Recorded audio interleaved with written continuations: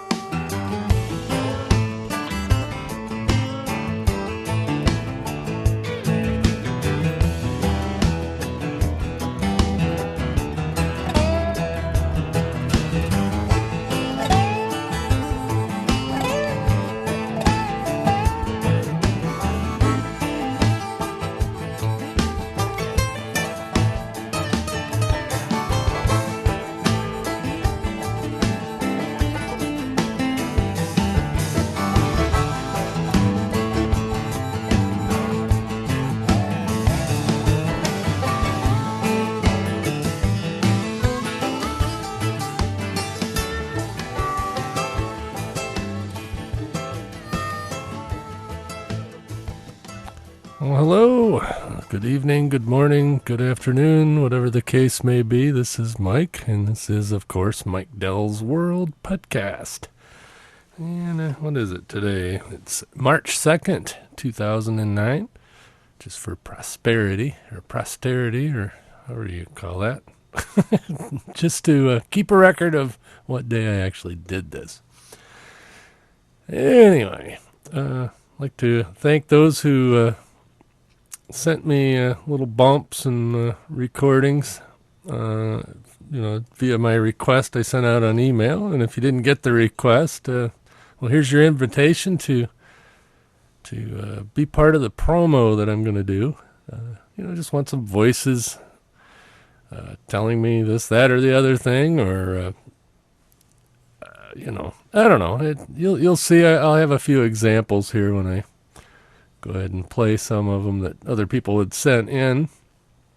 So, anyway, a little inside podcasting stuff.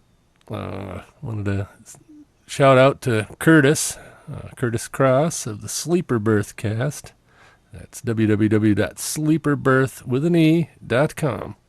And he likes to have the E's because us that are part of the Blueberry Network don't have E's. Anyway. Let's see what else has been going on. Oh, gotta get it out of the way. Gotta bitch about the weather. It's 10 o'clock in the morning here in Traverse City as I'm recording this, and it's just now made it to 0 degrees Fahrenheit. That's cold. It was -8 overnight. And, this weekend, it was, it's been below zero at night, all weekend. I was at Saturday morning, woke up, the house was 45 degrees, and the furnace had quit, and it's -5 outside. And anyway, now the furnace is working. In fact, you're going to hear it start here really soon. But what had happened was the little vent pipe. We've got this is an old 1940s log cabin with a basement under it. And we got a nice masonry fireplace that has a double flue. One flue comes from the basement where the old coal stove used to be, now a modern high-efficiency gas furnace. And the other flue is, of course, the fireplace up in the main part of the cabin. Well, being that it was raining a few days ago, real sloppy, slushy snowstorm came through, and it was almost rain. Got real humid. When the high-efficiency gas furnace ran, it would, vent out a lot of moisture. And, basically the vent goes up the second flue in a PVC pipe. It kind of sounds like a kludge, but it really is the way it should be. But the only problem with that is there was so much moisture that it actually froze shut, the vent. And of course, without a vent, these gas furnaces don't want to start. It won't light off the flame without adequate ventilation. So, of course, the furnace quit. So like I said, I got up at 5:30 in the morning to a very cold house and went in the living room and got the fire going for two reasons. One, because it was damn cold, and the other reason was to melt the ice in the vent to get the furnace to go again. And that's just happened, I don't know, a couple years ago it happened once, but, normally doesn't happen, but sometimes it does. And boy, that furnace is taking a long time to start right now. It's only 60 degrees here in the studio, so if I sound like I'm cold, I am. They say there's only 20 days left until spring, officially, but that doesn't matter. I've seen snow all the way up till about the 1st of June here in Michigan, and it's not like it's normal for it to be that late in the year, but it has happened. Usually by the end of March, the snow is pretty much gone. We usually get one or two little flakes here and there in April. But like I said, it all depends. This winter's been extraordinarily harsh. Is that a word? Extraordinarily? Anyway. So enough bitching about the weather. And another inside podcasting thing, John Martin and myself have started releasing the Extra Class Ham Radio Podcast, also known as Extra Topics. That's a podcast class for those who have a general class ham radio license that want to upgrade to the extra class. Of course, we did a entry-level ham radio class, which is still available over at hamradioclass.org for free download. And there's a feed over there and whatever. If you don't have a ham license and want one, you listen to all these podcasts, go find yourself a test session, and you'll be able to pass the test. And then, of course, we've got a general class upgrade pod class, also available over there for download. And like I said, we just started feeding the extra, which is the top ham radio license class.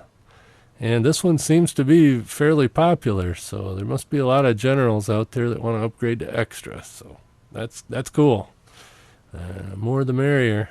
And like I said, it's good to keep some people in the hobby. Speaking of which, I need to contact a couple people about that. So anyway, enough inside podcasting.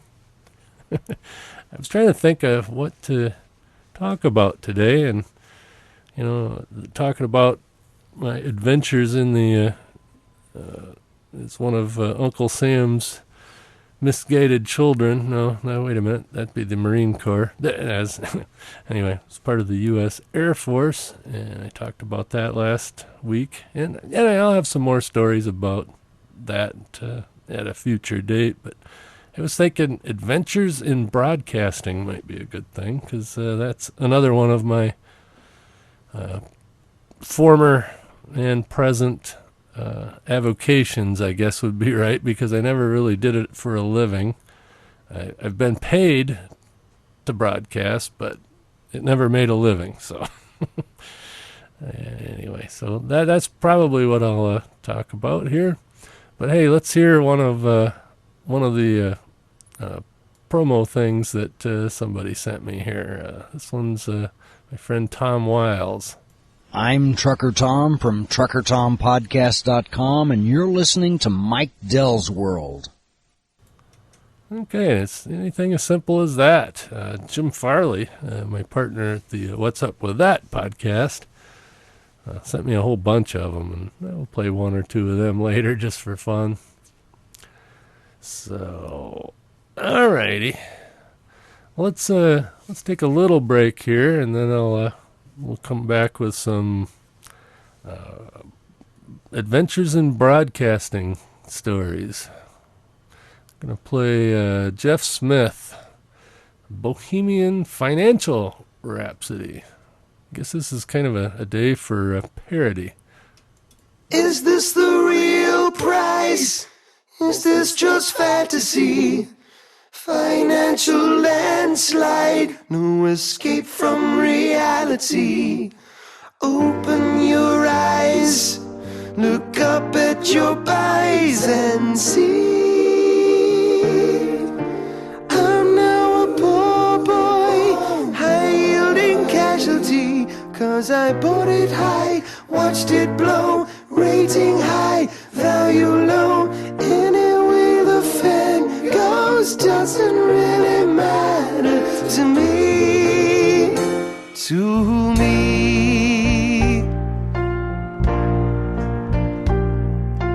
Mama just killed my fund, quoted CDOs instead, pulled the trigger, now it's dead. Mama, I had just begun, these CDOs have blown it all away. Mama,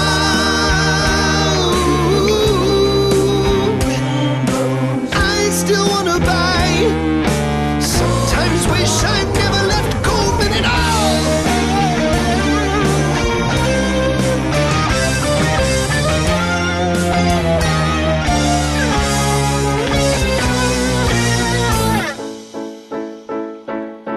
I see a little silhouette of a Fed. Burn a key, can you save the whole market? One of those immune is very, very frightening. Super senior, super senior, super senior, super senior, super senior CDO Magnifico. I'm on a subprime CDO fantasy. He's on a subprime CDO fantasy. Spare the wonderful, no baby for all. Easy come, easy go, will you let me go? Hello, talk now, we will not let you go, let it go. Hello, talk, we will not let you go, let it go. Hello, talk, we will not let you go, let it go. We'll not let you go, let it go. We'll not let you go, let it go.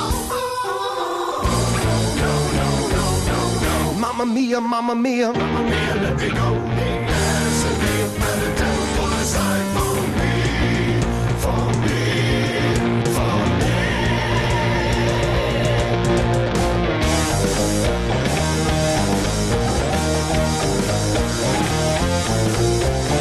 So you think you can fund me and spit in my eye, in the mountain and call me and leave me to die? Oh, baby.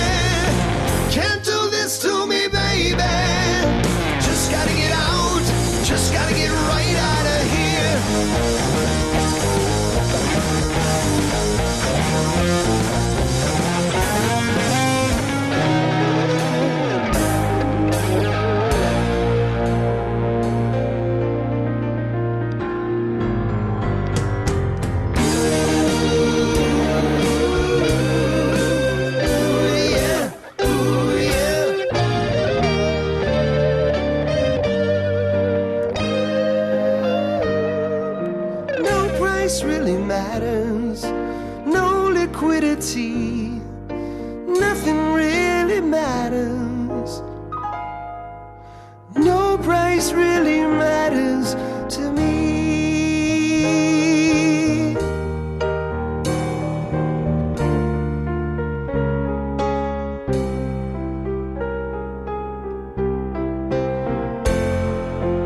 Any way the Fed goes.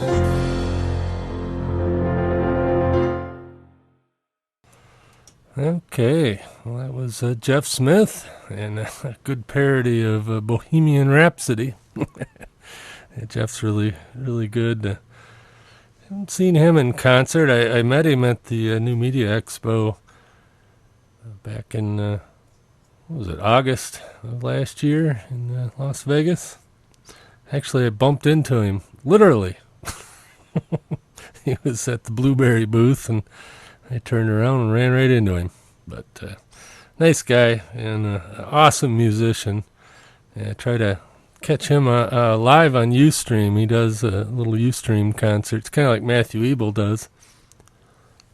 And definitely a talented guy. And I got one more song for a little bit later there. Jonathan Colton, another very talented guy in the podsafe music genre. I don't know if he's really podsafe. I know these songs are podsafe because he podcasted them and he told everybody that we could use them. So anyway, enough of that. Adventures in Broadcasting. Well, I don't know if you guys knew this, but I used to work for a television station. Now, I wasn't on TV. I have a face for radio. And I very seldom ever had to say anything. Every once in a while there'd be a weather warning or something that I could, voice, but it only happened a couple times. But I worked mostly production, master control. Sometimes I'd work the audio board. Sometimes I'd work a camera. And it was an NBC affiliate. They're still here. WPBN, channel 7 and 4.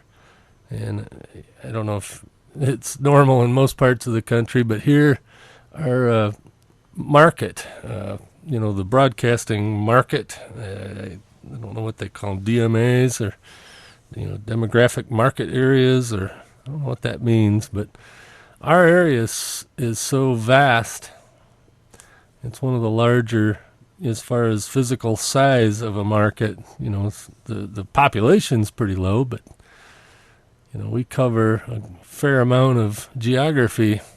So all three of the major network stations, actually all four, Fox included, and PBS, have more than one transmitter. And, analog TV is, almost done, but Channel 7 was in Traverse City. Channel 4 was in Sheboygan, which is quite a few miles north of us, 130, 140 miles north. And those two transmitters would cover the market fairly well. And the CBS affiliate also was, or is, they're on Channel 9 and Channel 10. They're on Channel 9 out of Cadillac, Michigan, which is kind of in the, a little bit south of Traverse City, I guess. It's still in the lower peninsula. And then Channel 10 was out of Sault Ste. Marie, which is up on the eastern tip of the upper peninsula. And they simulcast. And then we had 29 and 8, 29 being here in Traverse City and 8 being in Sault Ste. Marie. And then the PBS station, I think they had something like 6 or 7 transmitters, so they didn't even use their channel numbers. And the Fox affiliate has 3 or 4 of them around. So, so that's why it sounds weird, Channel 7 and 4. But anyway, I worked for them in the master control area. Part-time, worked weekends mostly. Periodically, I'd come in and help with the morning show, during the Today Show. And what Master Control does at a TV station, or what they did do, now mostly it's, there's still a Master Control operator, but more often than not, he's the guy that, programs the computer to make the computer do what he wants. But back in my day, we inserted all the commercials. We had these big 3/4-inch cassette tapes with the commercials on it, and the whole room was just a shelf, a bunch of shelves full of ad spots and promos and PSAs and some show tapes. The other thing Master Control did was, like some of the syndicated shows, they would come down on satellite, and you had to make sure you recorded the show and then prepped it for broadcast, or you'd, what they call toned it. You'd bring it up to where the show actually started, you back it off 2 seconds, and then record a tone on there so that the machinery would know that that's where it needed a cue to get it to start at the right time. So anyway, that's a brief overview, and Master Control would switch between the satellites. Basically, they're the last thing before the transmitter. So if they were in a live newscast, you'd switch to the control room and then go to commercial break. You'd play the commercials. You'd send it back to the control room so they could get the newscast, the next segment of the newscast. And then they'd have these little weather breaks, live weather breaks and live news breaks. And, Master Control would insert those into the programming. And it was just basically you ran the station, anything from the studio, you were the guy between the studio and the transmitter. And, some funny things happen. So, and yeah, the other thing about this, having two transmitters, I don't know if you're familiar with microwave linking, but our studio was on top of the hill in Traverse City, outside of Traverse City, but up on top of a hill. And the studio didn't actually have the transmitter or the transmitters right there at the studio. They were separated, by several miles. They had the south transmitter was at a little town called Harrietta, which is, 50 miles or so south of Traverse City, or at least that much south of the studio building. And so they'd use microwave. And it's kind of like satellites, except for you don't bounce it off satellites, but they're dish antennas directed at each other, and they directly have to be facing each other, line of sight. So these hops can't be, super long. And then going up to Sheboygan, there was a series of microwave translator stations, they called them. So the Traverse City studio would shoot a thing over to Kalkaska, which would shoot a thing over to another little place called Leetsville. And I don't know, there was like 3 or 4 hops of microwave to get up to the Sheboygan transmitter. Well, during times of tropospheric ducting, you go listen to the ham radio podcast, you'll learn about that. But basically, temperature inversions, which cause radio waves to bend weird, and even up in the microwave frequencies, it can cause them to bend to where the two antennas, even though they can see each other, the signal doesn't quite get there. So that's what's called a microwave fade. And, we were pretty notorious for having the Channel 4 transmitter up in Sheboygan lose signal from the studio in a fade. And at that time, they would just go to black or go to snow, meaning, we don't have anything, but the transmitter's still on. And from our studio position, we had antennas pointed at Channel 4, and we had an antenna pointed at Channel 7. So, and we had a monitor in the control room for each of them that would, monitor the off-air signal. And one night I'm working, it's about 3 a.m, And NBC used to have this thing called Nightside. It was just half-hour news program that ran over and over and over and over again, like CNN headline news does now. And with maybe a little change here and there, half hour to half hour, but basically the same thing. And then at the end of that hour, I still remember this, 28 minutes and 45 seconds, we would have a minute and 15-second local commercial break. And then it would go back into network. And I remember I'm sitting there watching the Channel 4, Channel 7 off-air signal, and, it was one of those nights where could have some fading on Channel 4. And I said, wow, it didn't fade at all. And I'm watching, it's nice and clear, because every so often you had to go just look up there and check it and make sure that, you weren't fading. Not that you really could do anything about it, but you had to log it so you could make the commercials good. So just before the commercial spots, you'd make sure that both transmitters were transmitting and all that. So I look up there, and it all looks good. Night side's on, looks great, whatever. Go into my local commercial break, and only Channel 7 has my commercials on it, and Channel 4 had some other commercials on it. And come to find out, what had happened was the Channel 4 transmitter actually had went offline for, I don't know, some power outage or something. It really had nothing to do with the fading. But there was another Channel 4 in, I believe, Milwaukee, Wisconsin, or somewhere across Lake Michigan from us, that due to the tropospheric ducting that happens, where the lake is really cold and the air is really warm, and signals can go way further than they would normally. So I was actually watching the Milwaukee Channel 4 and not my Channel 4. It's just the strangest things that happen technically. So anyway, let's listen to what Jim has to say here. Just when you thought it was safe to go back to listening to podcasts, you got this instead. Mike Dell's World. And aren't you lucky that you that you got this instead of a podcast? Well, it is a podcast.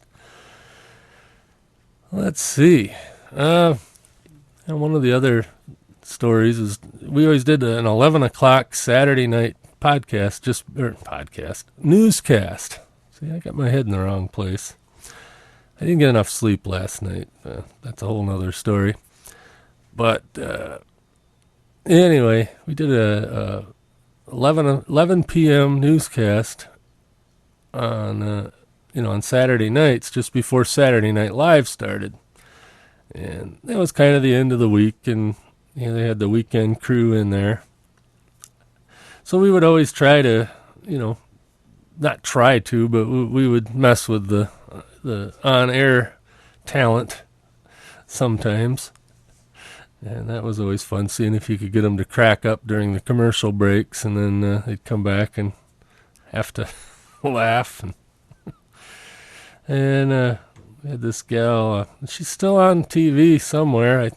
Last I heard, she was, not Ohio. I don't remember where she went, but her stage name was Tracy Jason, and she was the typical, blonde,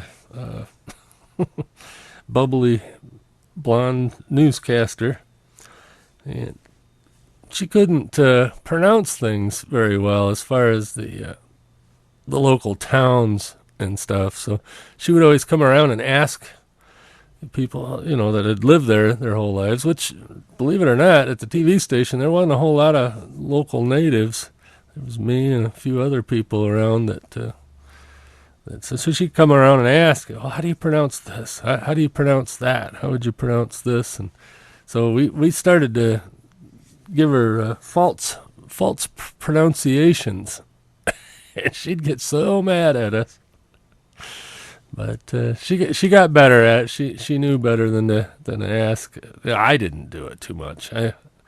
I didn't mess with her too awful bad. And that reminds me of another story when I worked at the TV station that this blooper made it onto Dick Clark's. Ed McMahon had that show on NBC, the Bloopers and Practical Jokes show. This actually made it to that. So let me set the stage here. So anyway, picture this. It's February 14th, and the local Catholic school first grade class had made up these special Valentine's hearts for all the on-air staff. And so the anchor woman is sitting, this is a Friday night podcast, newscast. Man, I'll tell you, my head is in podcasting and not broadcasting, or newscasting for that matter. But anyway, the anchor woman, at the end of her little, bunch of news and just before the weather, had mentioned, that Mrs. So-and-so's class at whatever school made us these paper hearts, and we're wearing them on TV tonight. And let's go to the weatherman and see if he's got his heart on. And of course, everybody loses it in the control room. And then she realized what she said. The weather guy's standing there just trying not to crack up, but he finally pulls it together and does his weathercast. And we went to commercial break. There was a giggling fest in the whole building. And if you don't get that joke, well, sorry, but it was very cool. Anyway, well, maybe not cool, but it was funny. And of course, somebody took the air check of that and sent it to Dick Clark, and they used it on their blooper show. The other one that made the blooper show, which happened at another station up here, TV 9 and 10, WWUP and WWTV out of Cadillac, Michigan. One of their newscasters was talking about snow plowing, and of course she's out in the field with her microphone and standing along the road, and she's talking about the county road plows, this, that, and the other thing. I don't remember what the whole deal was, but then a county road plow comes by and just buries her on camera. It was hilarious. And that one also made Dick Clark's blooper show. So that was different.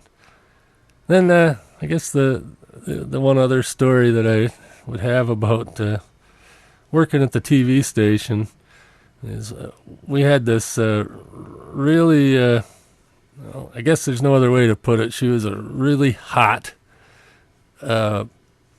weathercaster. I mean, she was just smoking hot. At least on TV, she come off that way. In person, she was pretty good too. But TV can make you look taller and whatever. And anyway, she somehow ended up with a stalker, and quite a crazy one. So we just start the 11 o'clock newscast, and I'm in master control, and then they've got the director, the audio person, the graphics person that puts the little graphics up behind them, and two camera guys. And this is all that's in the building, other than the on-air staff. And this guy comes through the back door, and at that time they didn't lock the doors or anything. This guy comes through the back door of the studio, and he's buck naked, and he's headed for the studio. He come in through the engineering department, and I saw him about the same time the director saw him, so we both jump up and, had to block him off. Well, as we were, holding him back and holding him down. Nobody's at the director's chair. Nobody's at the master control. So for about 10 minutes, the newscasters just had to keep going and going and going because there was no way to switch to commercial. There was no way to do anything until they got the, sheriff's deputy over there, and somebody jumped into master control and finally put him into commercial. But that was quite interesting. And ever since then, and even to this day, and that's been 15 years ago, to this day, you go to the TV station. You can come through the front door into the lobby during business hours, but after business hours, if you go in through the side door, you go into this little breezeway, I guess, and then there's a camera right there, and you got to hit the button, and then the guy in master control has to either recognize you or say, no, just wait there until somebody comes to the door, whoever they were asking for or asking to see. But nobody goes in there unescorted anymore, which is actually probably pretty smart. Even for a little small TV station like that, there are crazies. So anyway, all right, I'm going to play a song from Jonathan Colton. I saw him perform this live in Las Vegas when we went out there for the New Media Expo at the Coverville 500 podcast taping / concert. And he bought a special machine. It's like a drum machine synthesizer thing just to perform this song. And anyway, it's pretty good. Even if you don't like music in podcasts, I think you'll enjoy this one. But if not, fast forward 4 minutes and 6 seconds.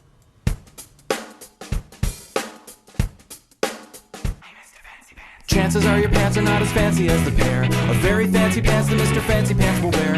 When everybody's marching in the Fancy Pants parade, he's gonna pass the test, he's gonna be the best in terms of pants. You look in every catalog, you shop in every store, cause even though you have 100 pants, you want some more. And suddenly you see the greatest pants you've ever seen, and even though you know it's gonna cost a lot of dough, you have to have the world's best pants. Say a little prayer for Mr. Fancy Pants. The whole world knows it's only clothes, and deep inside he's sad. They make the big announcement and the trophy goes to you. You thought you had some fancy pants and now you know it's true. You look at Mr. Fancy Pants and hold the trophy high. Everybody cheers while he's blinking back the tears. He doesn't even have the best pants. Say a little prayer for Mr. Fancy Pants. It's all he had, but don't feel bad. He'd do the same to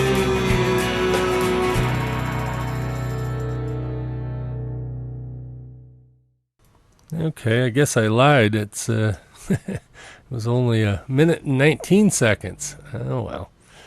So that's the way it goes. Sometimes I read the wrong thing. What is it? I believe. Yeah, that's what it was. It was part of Jonathan Colton's Thing a Week podcast. He'd write a new song every week for a whole year. And this one came out on 4/06. Not April 4th, but it was.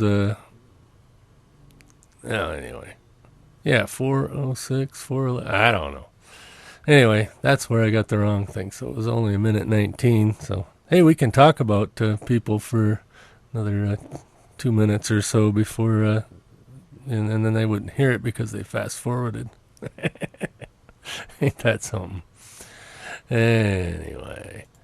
Hey, this is Aaron Redner from Hot Buttered Rum, and you're enjoying Mike Dell's World Podcast. Well, I hope you're enjoying it anyway. Yeah, that was a group that I've played a lot of their music already. I'm not going to play any more of it today, but it was the lead singer from Hot Buttered Rum, really good bluegrass group if you're into bluegrass.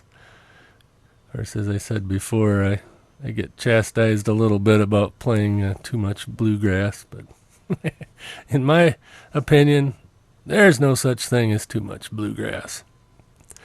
And that brings me to my other adventure in broadcasting. Of course, you guys have probably all heard me beat it to death that I'm doing a folk and bluegrass show on the local community radio station. By the way, it just got moved from Saturday to Tuesday. So instead of Saturday from 2 p.m. to 4 p.m. like it's been, I'm now going to be on Tuesday nights from 7 to 9 p.m. Eastern Time.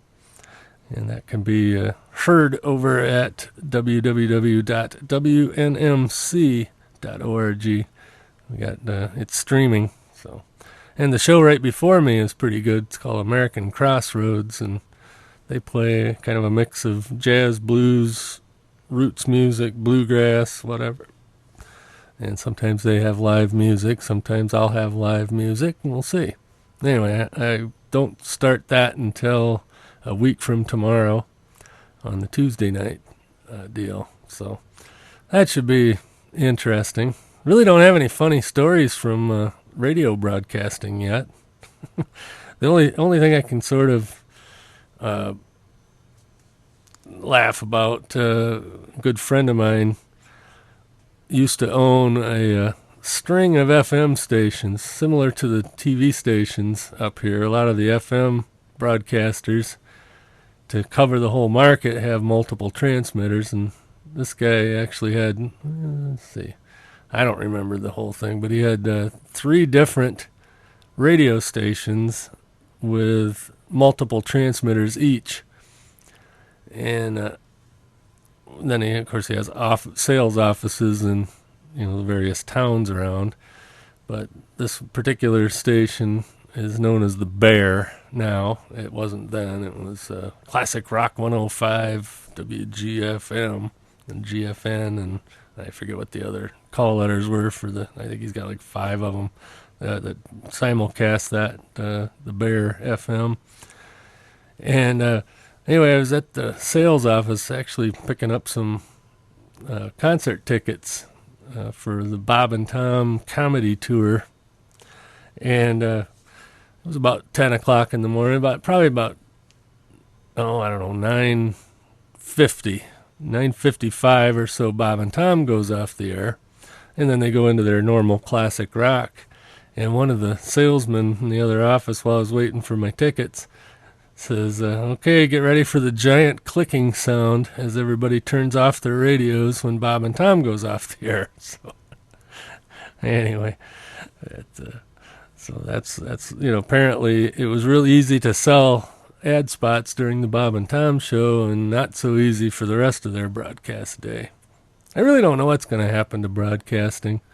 I'm thinking that the traditional local television broadcasters are going to have a real hard time, digital or not, with all this internet stuff and podcasting and video on demand and all that. Of course, they're trying to shut that down. That's another rant of mine, that they took Hulu off of Boxy, and it makes it a lot harder for me to watch Hulu on my big screen TV. I think even the cable companies are going to have a problem too.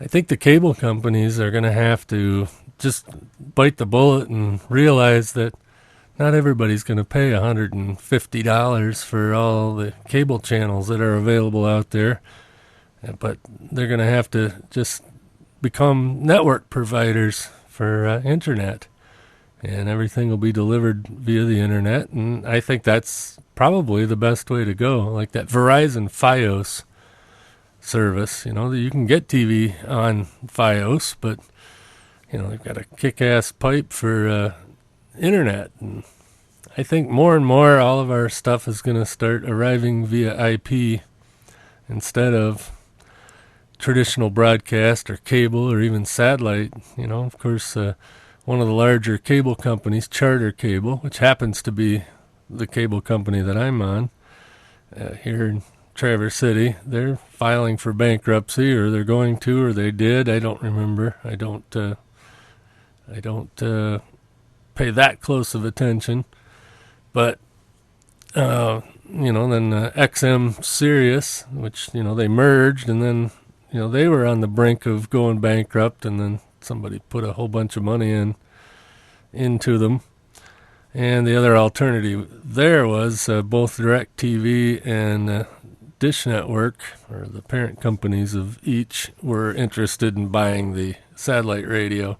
And I have a subscription to XM, which I guess now it's just XM Sirius, and pretty much all the channels are duplicated, or most of them. And I don't listen to it all that much. I probably should just dump them, because I'm not on the road like I used to be. Used to be driving a lot more. I drive at least an hour a day, commuting in. But now that I live, 2 minutes away from work, I don't listen to them. But when we go on trips or go camping or whatever, it's nice to have the satellite radio, so you don't have to switch radio stations. Sorry about the noise there, if you can hear it. Every time I say that, and then I listen back to the recording, and you don't hear much, but that was the condensate pump on the furnace. They were up to a whopping 61 degrees in the studio here, and outside the studio it's a whopping 3 degrees above zero. At least we're in positive territory. Anyway, like I said, enough about the weather. But yeah, basically broadcasting's going to have a tough time. I don't listen to broadcast radio all that much, even though I do a show on broadcast radio. I might listen to it. I do 2 hours a week of myself, broadcasting, and I don't have to talk this much, so don't worry, I don't sound like a bumbling idiot on the air usually. Sometimes I do. But I do 2 hours a week, and I might listen to another 2 hours during the week of broadcast radio. And it's just because there's so much else out there to listen to and watch. And I think that's just going to be more and more of a problem. I remember back in it might have been the late 80s, early 90s, they were talking about the 500 channel cable system. That was going to split everything up. Well, that happened. And then on top of that, you've got the internet with, I think that last count there was somewhere around 50,000 podcasts. And by the way, have I told you out of 50,000 podcasts, or however many there are, I'm glad you picked this one. You could be listening to whatever else, but anyway. So, anyway, I guess what I'm saying is broadcasting is going to have a tough time. The advertisers are now starting to dry up, with the economy the way it is. Drink. Yeah, it's the drinking game. Anytime anybody mentions the bad economy, you're supposed to take a drink. It started on CNET. I don't know if you guys listen to the CNET podcasts, but anyway, all the advertisers are starting to dry up on traditional broadcast because it's just not as effective. I mean, if I was to advertise something here, it probably wouldn't be all that effective, only because the show is basically about nothing, or at least not any one subject. Whereas our ham radio class is being sponsored by Citrix, go to my PC, and that makes a little more sense because the people that would want to get their ham license are generally a little more technically inclined, and chances are people listening to podcasts in general are more technically inclined than say the average person that listens to broadcast radio or watches broadcast television.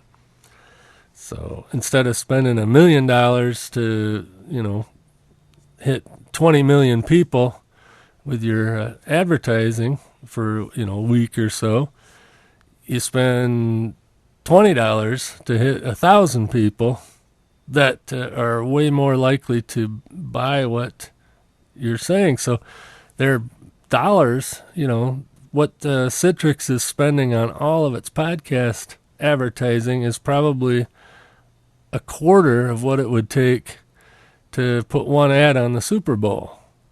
Like GoDaddy. GoDaddy, of course, does advertise on the Super Bowl also, but, GoDaddy's one of the first sponsors of podcasting.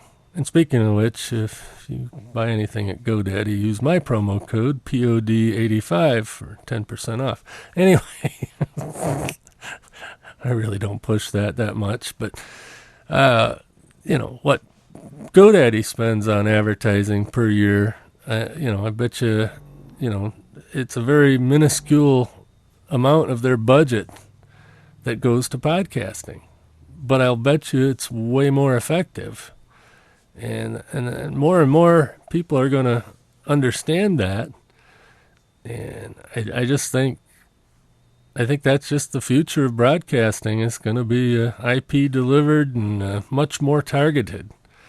Because, say you're listening to a podcast about technology, you don't want to see an ad for something to clean your floors with. Unless it's like a Roomba robot or something, but you know what I mean, that it's you're less likely to be annoyed with an ad that is actually something that you would be interested in. I'm a GoDaddy customer, and it doesn't really bother me to hear the GoDaddy ads as long as they're not long and drawn out and all that. Same thing with audiobooks. What's that outfit? I'm drawing a blank right now, but they advertise on the Twit network with Leo Laporte. They do the long, drawn-out ads, but they're somewhat interesting because they're talking about, what books they're recommending and all that. And I'm sure that's way more effective than throwing an ad on the nightly news with Brian Williams on NBC or, whatever. Or at least it's a whole lot cheaper for them to do that. And then, of course, there's the promo code advertising like GoDaddy does. You don't get paid unless they sell something with your code. So, the advertising could be free if it's not effective. And if it's effective, everybody makes money. And that's, just a cool way of doing it. And like I say, there are some podcasts out there that just go way overboard with the advertisements, and but then there's other podcasts that don't hardly advertise, like this one. I've got the ad deal with GoDaddy for this one, and what have I mentioned it maybe twice, but it's. To be honest with you, the audience here is either they're GoDaddy customers already, or, it's just not a good fit. And, of course, I've got kind of a blanket ad deal with GoDaddy. So all the podcasts that I do are, technically sponsored by GoDaddy, but it's more of an affiliate marketing thing. So I don't feel bad about not pushing it, But anyway, and like the Citrix deal is a different kind of advertising, and I'll do that in the ham radio pod class. We'll definitely mention our sponsor because they are definitely sponsoring, in the true sense of the word. They make it possible to pay the hosting fees and all that, and she's even bought me a beer a couple times. Anyway, enough inside podcasting, but like I said, with the broadcasters, they're going to have to come up with some other way of doing it. I'm thinking that the local broadcasters eventually, and you can put this in a time capsule and in 20 years pull it out and see if I'm right. But I'm thinking what's going to happen is it's going to whittle down. There's going to be one over-the-air television broadcaster in basically every market. and their thing is going to be local news and emergency traffic and soap operas. I mean, really, there's just not going to be enough to sustain the level of what they're doing right now. And same with the cable companies. I honestly think that they're eventually just going to be the method of you getting your internet connection along with other methods. I mean, there's going to be, fiber optics, or Fios as Verizon calls it, some sort of WiMAX. Right now, I guess there's only 2 cities that have good WiMAX coverage. But, WiMAX will be something that'll have to be contended with, 3G, 4G, whatever G they come up with. It's going to be another one. That's the cellular companies that'll provide you your access. And same with phone companies. They're just going to be providing the DSL lines, and you'll get your phone service either wireless or through them, but delivered via IP rather than twisted pair. Well, of course, I guess DSL is twisted pair, but you know what I mean. It's going to be all IP based instead of direct connections through switches and whatever. But I do think the broadcasters are it's going to be a really hard thing for them to stay viable over the next 20 years or so. So we'll see. But broadcasting, it's fun, and I'm going to stay involved in it minimally, not for money making, but for fun and nostalgia. It is something else, like when I'm doing this podcast here. You probably didn't know it, but I've taken 3 or 4 breaks where I've hit pause and looked something up on the internet or run into the other room for a minute and all that. And I mean, you might be able to tell where I did that, but it's not time pressured. And if I screw this whole thing up, I can start over. In fact, I did once. I got 16 minutes into it and screwed something up and started over. But you can't do that in broadcasting. Once it's there, it's out there, and it's gone. Of course, there might be tapes of it somewhere, but it's nothing like this. I put this out here, and somebody could be listening right now, and it'll be 2026, and they're listening to some old podcast from 2009. Some dude in his basement blabbing about whatever. And, broadcasts don't pop up like that nearly as much, like I doubt, anybody records my WNMC show. I don't even record it. So, the chances of anything that I've done on broadcast radio coming back is pretty much nil. Whereas these podcasts, as good or as lousy as they may be, they're going to be out on the internet, and someday, somewhere, somehow, somebody will be listening to this 20 years ago or 20 years from now. Oh, wow, wouldn't that be cool if they could be listening to this 20 years ago? Well, I'd like to be listening to this 20 years ago. I tell myself some pretty cool stuff. So, anyway, well, I think an hour is about my limit, and we're about 45 seconds away from that, so I'm just going to go ahead and call it a podcast. Thanks for listening, and we'll catch you next week. That's all, folks. This podcast is produced with Cast Blaster.